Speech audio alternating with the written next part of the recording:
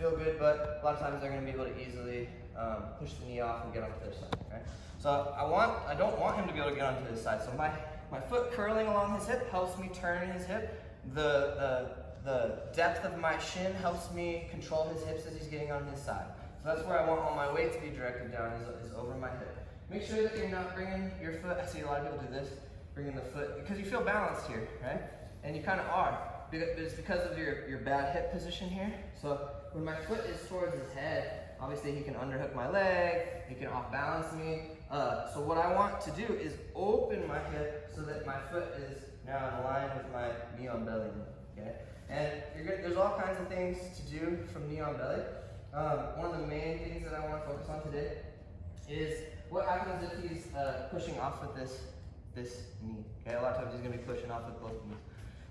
This is a mistake, obviously, right? But we're going to talk about some attacks here. All right. So the first thing I'm going to do is I'm going to underhook his elbow. Okay, and we're going to go over the spinning armbar eventually, but that's not what we're going to do today.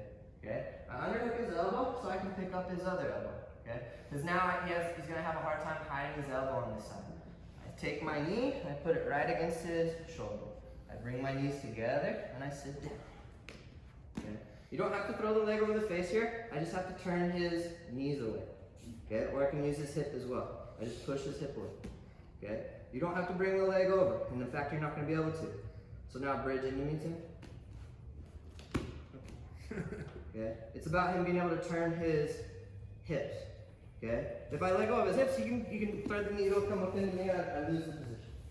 Okay, so over here, I'm in knee on belly, I just transitioned, I pick this up, and a lot of times they're trying to pull their elbow down. That's why they're exposing this elbow. Does that make sense? Okay, so look, I even rock him a little bit so I can pick his elbow up and trap it on my hip. I put my knee right on his deltoid. I sit down and bring my knees together and I block his hips. Okay. You can grab his belt, you can grab his pants. I can hip out just a little bit and finish it again.